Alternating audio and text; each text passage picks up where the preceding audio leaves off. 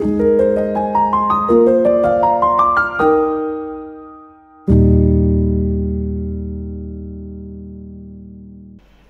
Bapak Ibu dan saudara-saudari yang dikasihi Tuhan Yesus Kristus. Apa kabar Anda hari ini? Dimanapun Anda berada, saya berharap Anda selalu dalam keadaan yang baik. Dan sangat senang saya kembali bisa menyapa Anda melalui program Sapaan Gembala GKI Manyar.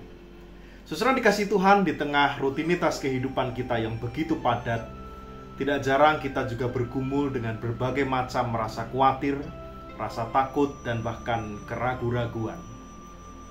Bacaan Injil kita hari ini dari Lukas pasal 24 ayat 36 hingga 40 membawa kita pada sebuah momen yang menggugah saat Yesus yang telah bangkit itu menampakkan diri kepada para muridnya.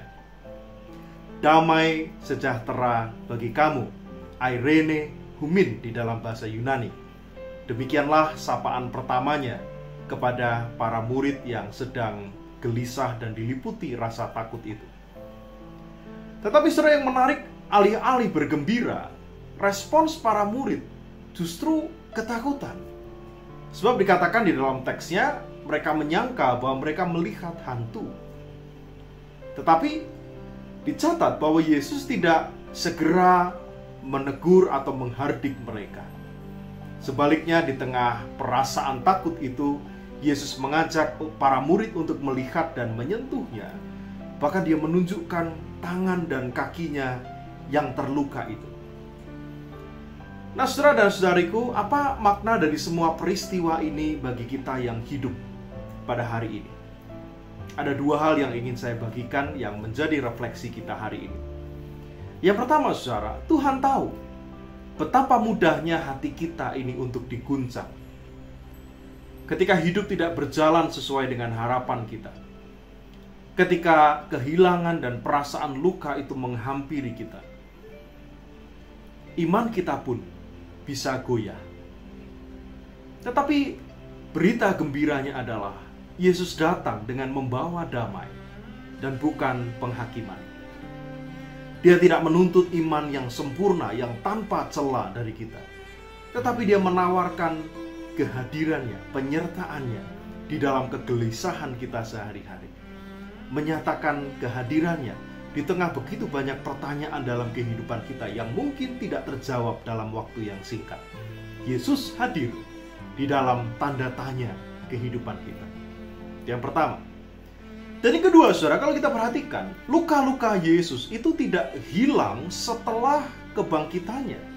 Dia menampakkan diri kepada para murid dengan luka yang masih terdapat pada tubuhnya. Saudara, ini berarti bahwa luka itu justru menjadi bukti bahwa dia sudah sungguh-sungguh mengalahkan maut. Di dalam luka-lukanya itulah kita melihat pengharapan. Di dalam tubuhnya yang bangkit, kita melihat sebuah janji bahwa sekalipun hidup yang saudara dan saya jalani ini tidak sempurna, dan bahkan hidup kita itu terkadang penuh dengan luka-luka, tetapi Kristus yang bangkit dan menunjukkan lukanya itu seolah-olah mau mengatakan, sekalipun hidupmu tidak sempurna, sekalipun hidupmu penuh dengan luka, seperti luka yang ada pada tubuhku ini, tetapi percayalah bahwa selalu ada pengharapan akan hari esok di dalam kebangkitan Yesus.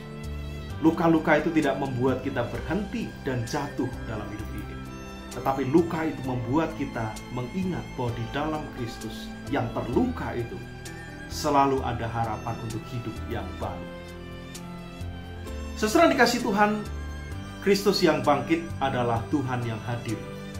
Dia hadir bukan hanya dalam momen-momen yang besar, yang spektakuler dalam hidup kita, tetapi dia juga hadir di dalam ruang-ruang kecil kehidupan kita yang tidak jarang dipenuhi dengan keraguan dan tanda tanya. Ia hadir dengan damai dan penghiburan. Pertanyaannya, maukah kita membuka hati untuk percaya bahwa dia sungguh hadir, bahkan di saat kita tidak melihatnya dengan mata kita? Saudaraku, inilah spirit dari kebangkitan Kristus. Mari kita terus berjalan dalam iman. Bukan karena kita sudah kuat, bukan karena kita mampu, bukan karena kita tidak pernah terluka, tetapi karena Kristus yang bangkit itu terus-menerus hadir bersama dengan kita, membersamai kita, menyapa kita di saat kita gelisah, dan bertanya tentang kehidupan ini. Di dalam segala sesuatunya, damai sejahteranya itu dinyatakan. Sama seperti Kristus yang mengatakan kepada para murid yang ketakutan itu, Airene Humi, damai sejahtera bagi kamu. Salam.